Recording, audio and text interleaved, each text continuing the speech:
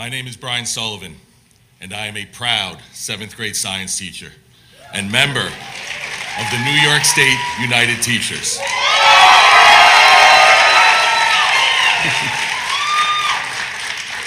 I'm joined today by my wife, Amy, my 4 children, Brendan, Eleanor, Shay, and Layla, my mother and father, Nancy and Tom.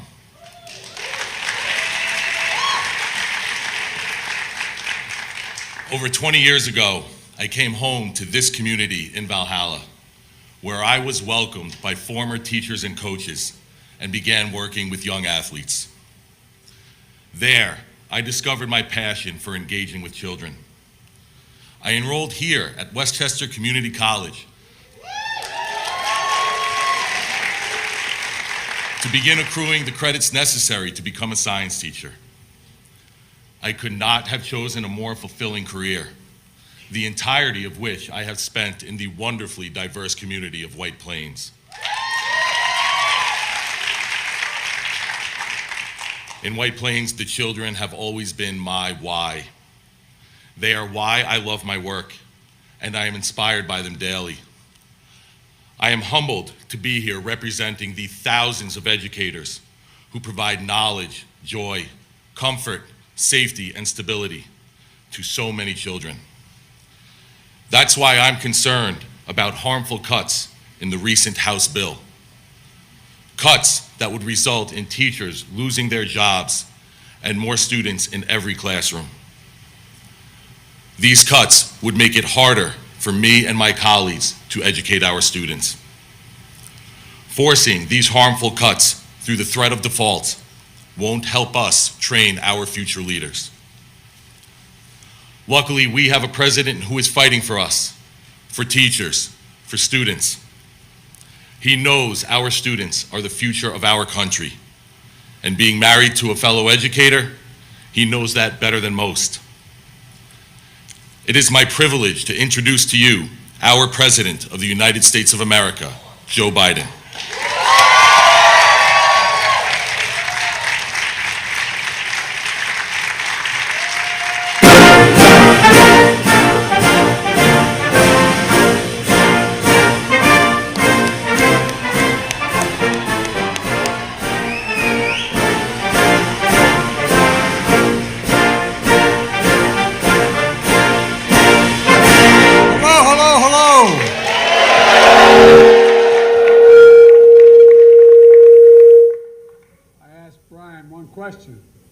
What position did he play?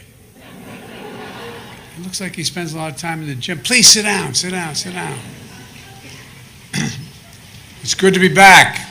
It's good to be back. Governor Hochul, thank you for welcoming us to your state.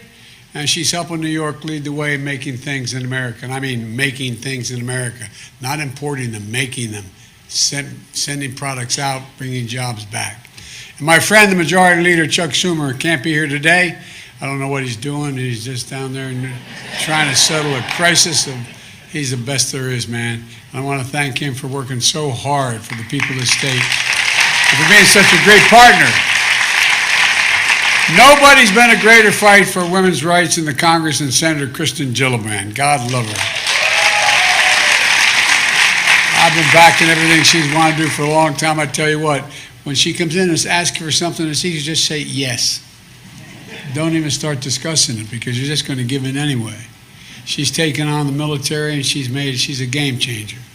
And it's great to see Representative Jamal Bowman, lifelong educator, champion the next generation. And Republican Congressman Mike Lawler's here as well. Mike's on the other team, but you know what? Mike is the kind of guy that when I was in the Congress, they were the kind of Republican I was used to dealing with. But he's not one of these MAGA Republicans, which I'm going to talk a little bit about. I don't want to get him in trouble by saying anything nice about him or negative about him, but thanks for coming, Mike. Thanks for being here. This is the way we used to do it all the time. And I want to acknowledge all the state and local officials as well. The President, Belinda Miles, thanks for hosting us, and Madam President, my wife teaches full-time at a community college in Northern Virginia, and she's been teaching for a long time. She says 2 things. One, the community college is the best kept secret in America. Well, they are. And two, equally as important, any state that out-educates us, any country that out-educates us is going to outcompete us. It's a simple proposition. This is a really important moment. There's a big debate going on in this country about protecting America's hard-earned reputation as the most trusted, reliable nation in the world, and about how we fix the long-term fiscal health of this nation. The debate is with enormous implications for the American economy, and quite frankly, for the world economy. And that's not hyperbole, for the world economy. It's important for the American people to know what's at stake. This isn't just a theoretical debate going on in Washington. The decisions we make are going to have real impact on real people's lives. And that's what I'm here to talk about today. So let me tell you a story about what's going on. There's a very extreme wing of the Republican Party, and the House of Representatives refer to themselves now. I've been calling them this for a while, but now they refer to themselves as the MAGA Republicans. And they've taken control of the House. They've taken control. They have a speaker who has his job because he yielded to the, quote, MAGA element of the party. And they're doing to the best of my knowledge, what no other political party has done in the nation's history. They're literally, not figuratively, holding the economy hostage by threatening to default on our nation's debt that we've already incurred over the last couple hundred years, unless we give in to their threats and demands as to what they think we should be doing with regard to the budget. This would be incredibly damaging.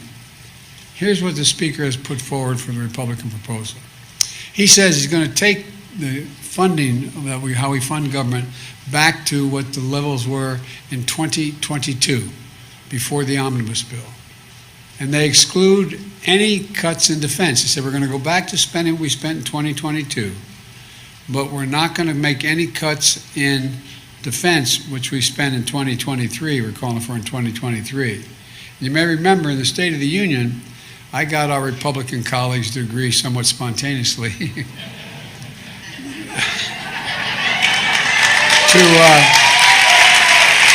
to protect Social Security and Medicare from any cuts. Remember I said, now let me get this straight. You're not going to cut Medicare, you're not going to. They said, that's right. I said, well, you know, you're on camera, they can see you. Well, so far they're not cutting Social Security so far. And not only do they rule out any new revenue, they're still determined to make permanent the $2 trillion tax cuts which due to expire, the Trump tax cuts, without paying a penny of it. Now here's what that leaves us with. It's just basic sort of math. It leaves us with the requirement to cut 22% of everything else in the budget in order to meet the requirements they're demanding that we live at the 2022 budget numbers. The Speaker and the Republicans don't like that I point that out. But that's not my opinion. It's just basic math. And here's what it does. It makes huge cuts in important programs for millions of working and middle-class Americans, programs they count on.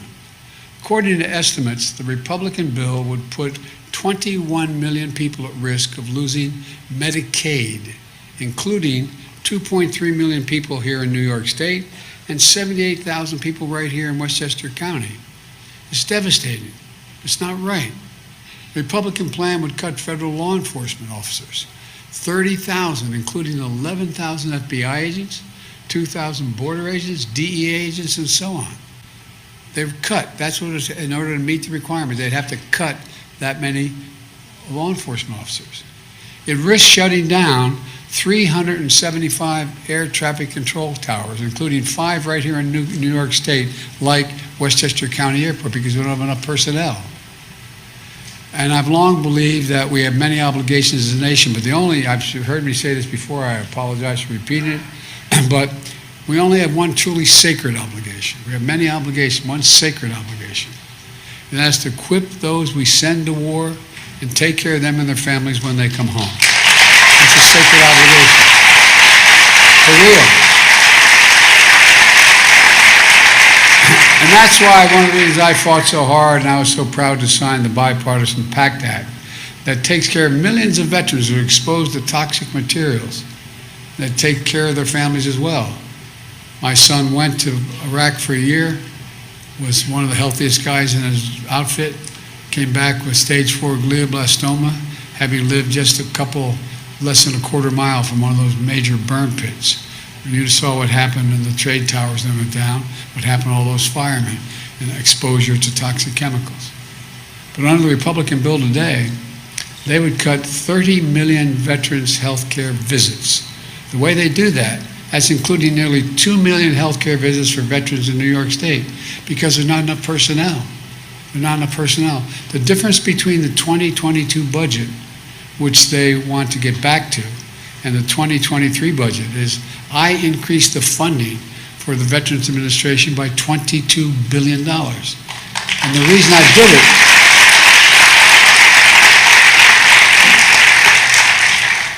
reason I did it, and probably some of you know of these folks, the number of, more veterans are committing suicide than are being killed in battle. And so they pick up the phone, they call the VA in their area, I need help. We'll come in 6 weeks, come in and whatever. Well, we ended that. Now they want to go back to the levels where we cut those folks that now provide that kind of help. This amounts to a $22 billion cut in veterans' health care. Now they dispute this. They, nowhere in their actual proposal are there exclusive protection for veterans. But they say it's unusual language we use with presidents these days. They say I'm lying when I say that. Well, the truth is, why do so many veterans groups, why have they spoken out in opposition to the Republican proposal? They're not all Democrats. They know what's going to happen.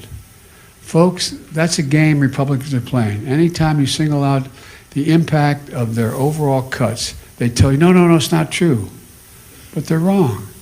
They want to protect something. They would have written it down and say, we're protecting it. You can't cut this program. You can't cut it. So you can see it. Here's another example. Under the Republican plan, nationwide, 100,000 teachers and support staff would lose their jobs at the very time we're attempting to overcome the incredible deficiencies that occurred as a consequence of what happened with the pandemic. So many kids, the average student out there is about 1.5 years behind. We don't need fewer teachers, we need more teachers. And by the way,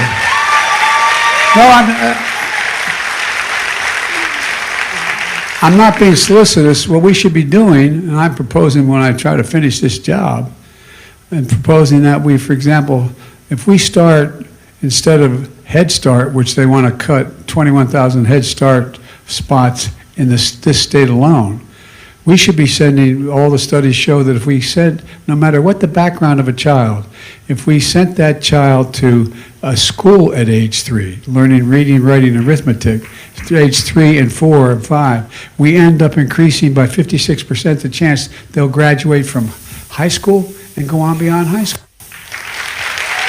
But look, we're here at a community college. And by the way, this is one beautiful community college. No, it really is. The property here is made. And the consequences here would be severe. Here in New York, it would cut the maximum Pell Grant that millions of students use to get to community college by nearly $1,000. It would eliminate Pell Grants entirely for 5,000 New York students. And here at another devastating consequence they don't want you to know about. Moody's, not a Democratic outfit, a respected Wall Street analytical firm, said the Republican plan would cost the country 780,000 jobs. Yesterday, I brought the congressional leaders together at the White House to make sure America doesn't default on its debt, and for the first time in our history. And by the way, I know the speaker keeps saying, 93 days ago I said to Biden, I want to talk to him. And I said, fine. I said, you put down your budget, I'll put down mine. I laid mine down in detail on the 9th of March. He didn't put down his so-called budget. I don't know what you'd call it. His connecting the two items. He didn't do that until 5 days after he did it. I invited him to the White House. So folks, look, let's be clear. The debt we're talking about is accumulated over 200 years. The last administration alone, the last guy who served in this office for 4 years, increased the total national debt by 40% in just 4 years. Over the last decade, the single largest contribution to the debt, aside from the pandemic, were the Trump tax cuts skewed to the wealthy and large corporations for $2 trillion. It made it clear, I made it clear, America is not a deadbeat nation. We pay our bills. And I was pleased, but not surprised by the Republican leader in the United States Senate, McConnell, who said after the meeting in the White House, and he went to the press, he said, the United States is not going to default. It never has, and it never will. We shouldn't even be talking about it. And folks, Republicans in Congress used to understand this. In fact, under the previous president, Republicans voted to avoid default 3 times. This is not your father's Republican Party, though.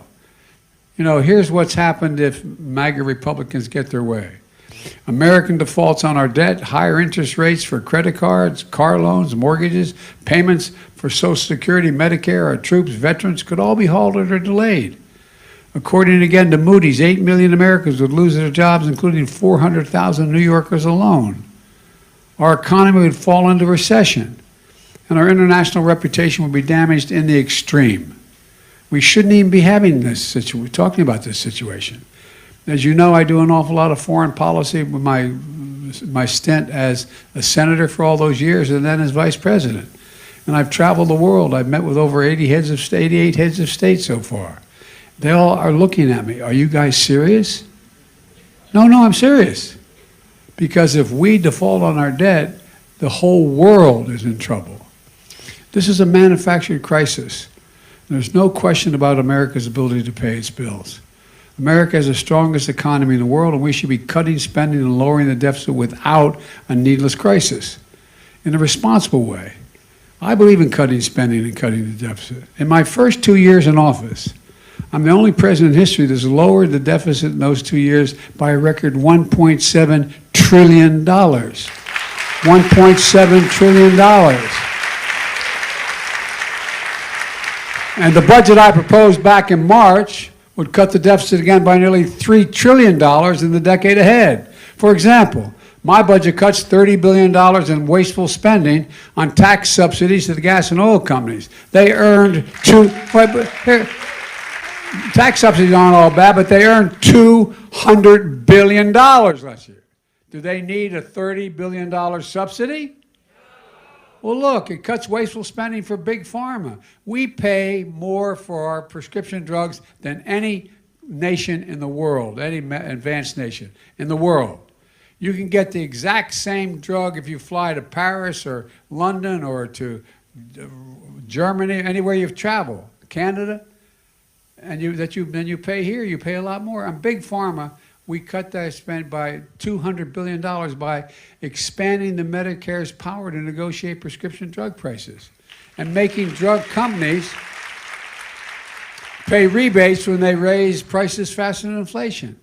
And we've already cut by $160 billion in savings the bill we passed last year, and it has 3 parts to it, by the way. One part didn't kick in until January 1. We said the price of insulin and other drugs, the price of insulin would be reduced to $35. How many of you know someone with type 1 or type 2 diabetes? And you know, it's needed to keep, they need insulin to keep themselves alive or their children alive or in good health. Well, guess what? The price of insulin went from $400, $500, $600 a month down to $35 a month.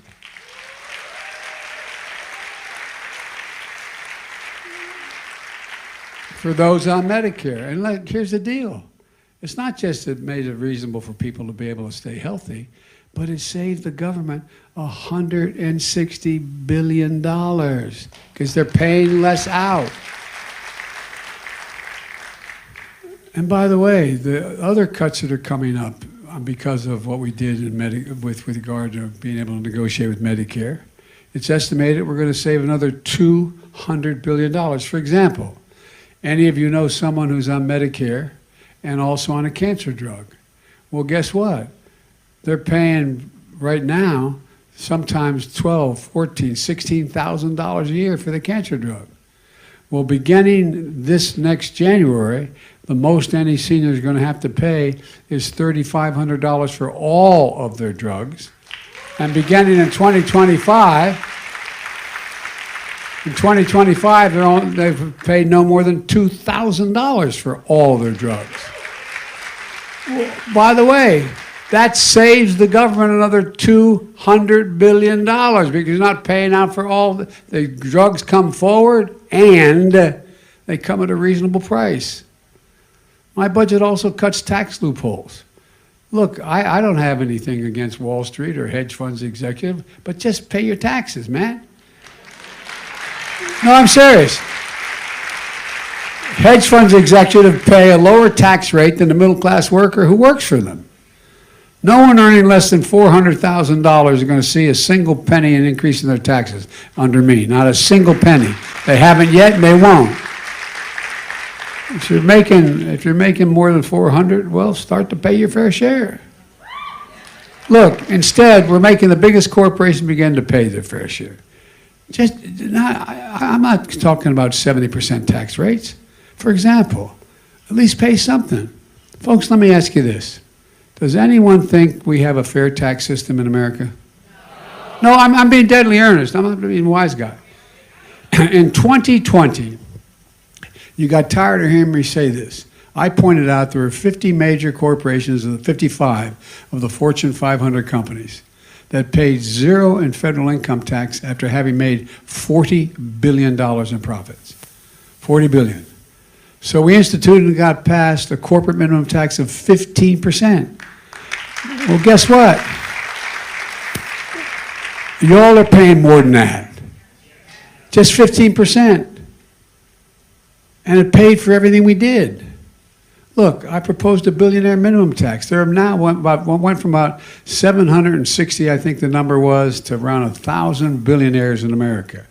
Well, that's great. If you want to be a billionaire, you can make it. I'm not one of these guys that say you shouldn't be able to do that. And if you're a multimillionaire, I'm not trying to say that can't happen. But at least pay something. The average tax paid by the 1,000 billionaires in America, individually, the average tax paid is 8%, E-I-G-H-T, 8%. No billionaire should be paying a lower tax rate than a school teacher or a firefighter.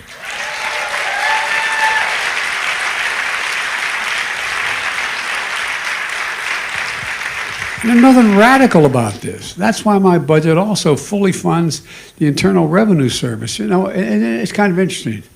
Republicans have been consistent for the last 10 years, cutting the number of IRS agents. I wonder why. So we now have legislation that passed that's in our budget that says we're going to beef up the number of IRS agents to thoroughly look at the taxes of billionaires in America. According to the Congressional Budget Office, a bipartisan office, they estimate that just that alone would raise another $200 billion a year. Larry Summers, who's not what you call a wacko liberal out there, right? Former president of Harvard, he says it's more like...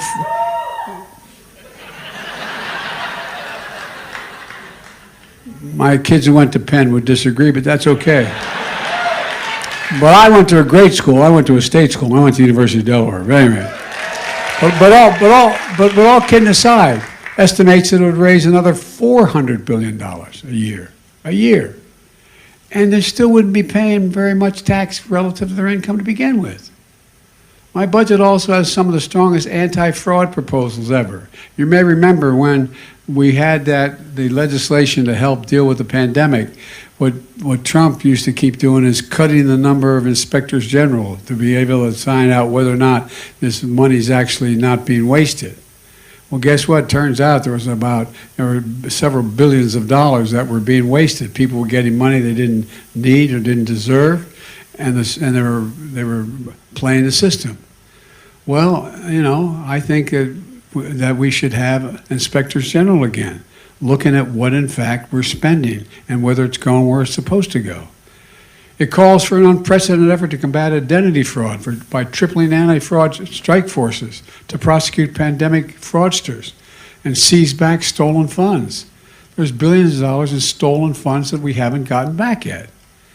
It strengthened the inspector generals and watchdogs for taxpayers' dollars. It's estimated for every $10, every $1 we spend in hiring these folks, it's going to save $10. $10. This debate is about fundamental choices. Would you rather continue a subsidy of $30 billion for big oil or cut $30 billion from veterans? Would you rather cut big pharma or cut health care for Americans? These are real world choices. That's what's at stake, literally. You know, I ran for president to see to it that ordinary folks got an even shake. I was raised in a family that was a typical, we weren't poor, a typical middle-class family. My dad, we lived in a 3-bedroom split-level home in a housing development it was a nice area. That was when they were developing suburbia with 4 kids and a grandpa living with us. I look back on it and wonder how thin those walls were for my mom and dad, but at any rate.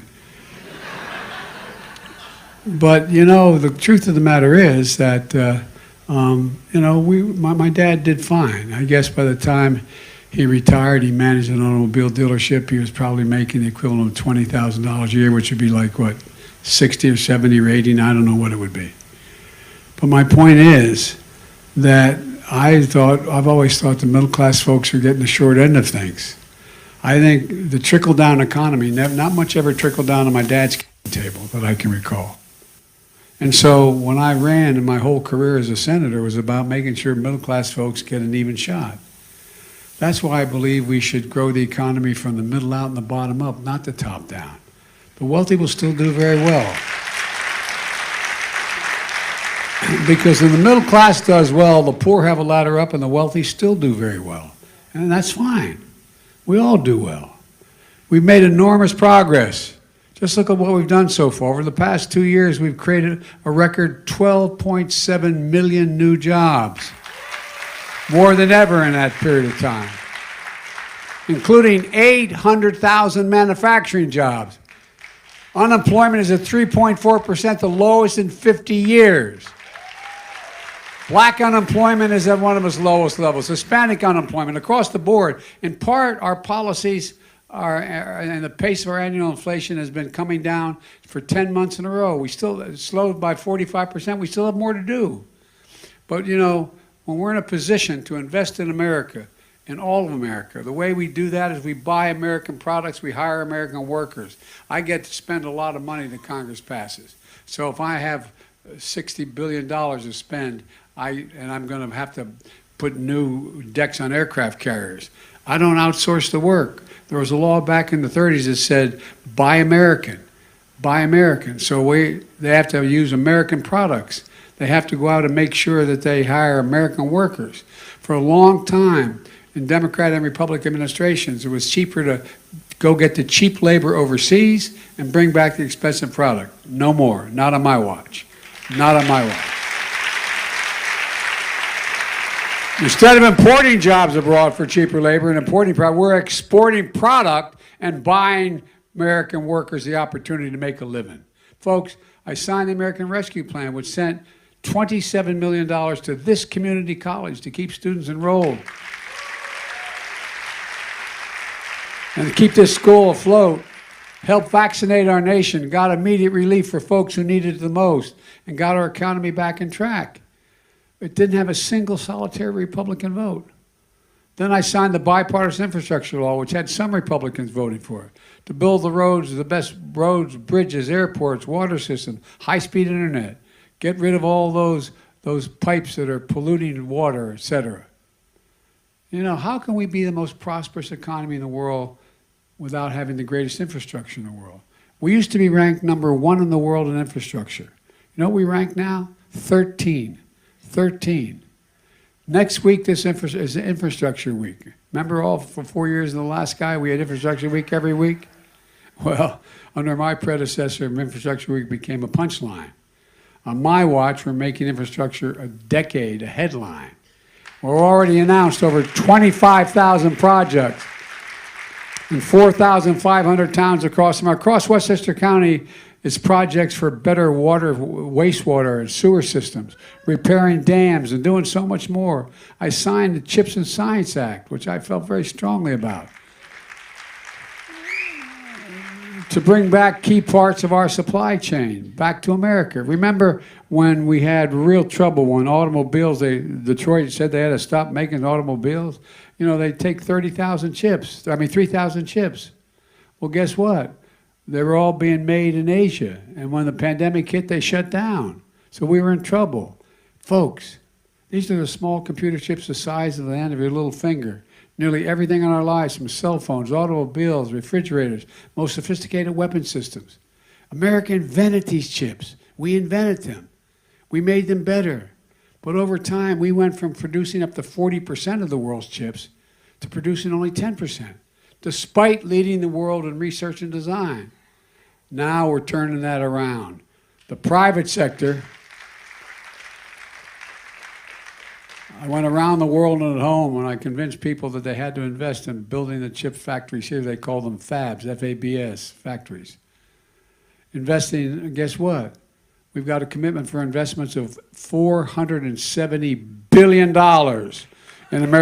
by American companies home and abroad for manufacturing clean energy, like Micron in Syracuse investing $100 billion over the next 20 years to build semiconductors thanks to the hard work of Chuck Schumer and Governor Hochul.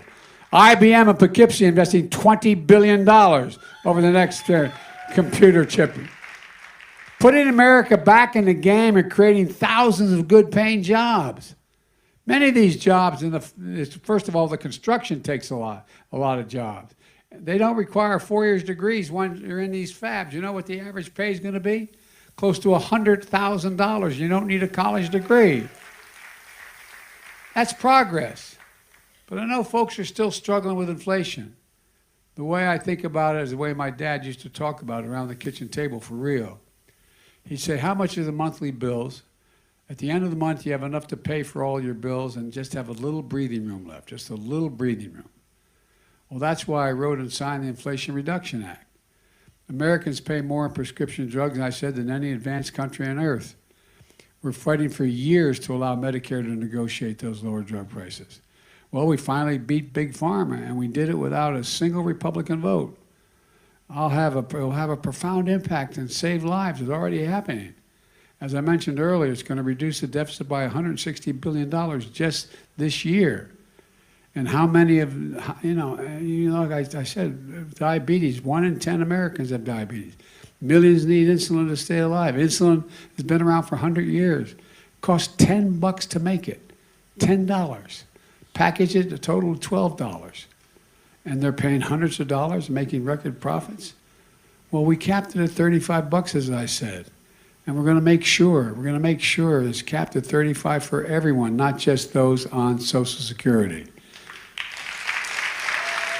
Because guess what? It saves the taxpayer money. The federal government doesn't have to write a check for $400. It writes a check for $35. Look, Inflation Reduction Act also makes the biggest investment in fighting climate change anywhere in the history of the world.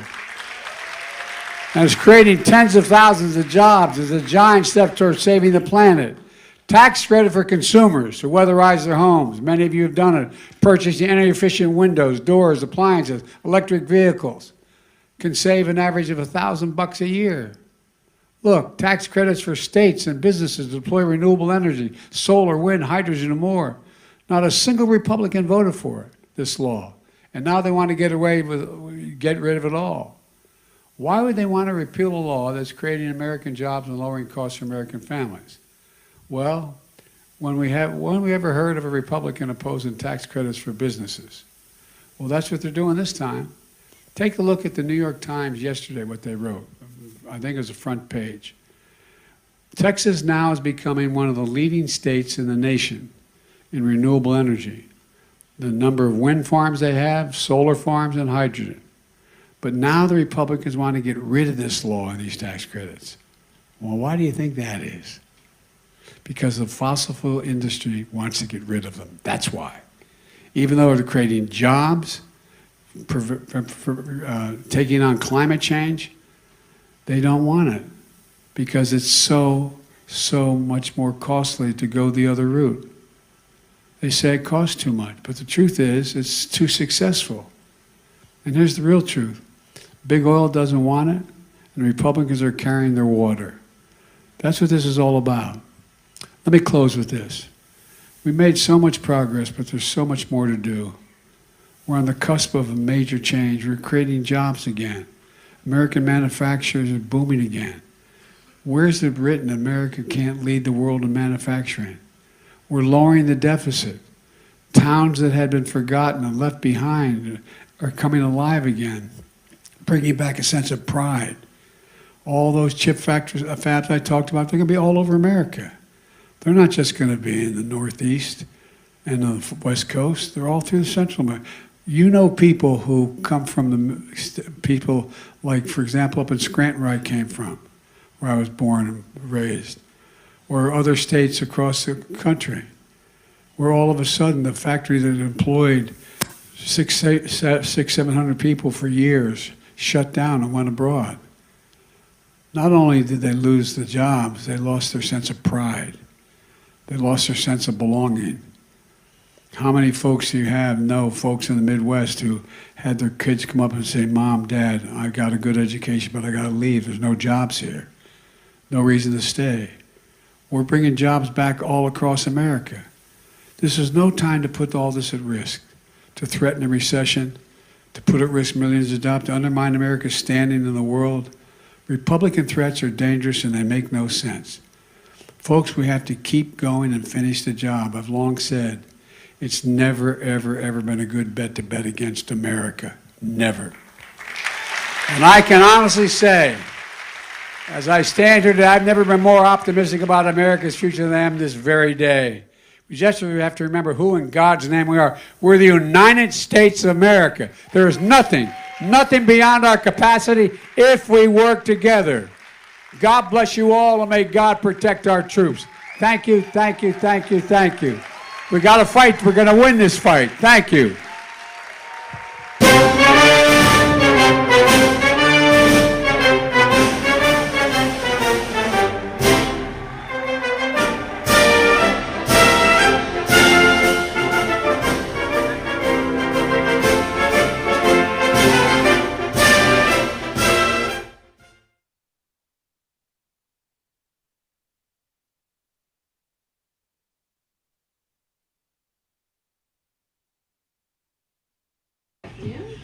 Good afternoon, everybody. Okay, let's get to it. As you know, tomorrow the President will travel to New York to drive home the impact of current discussions on the economy to real hardworking American families. After his meeting, it's important to the President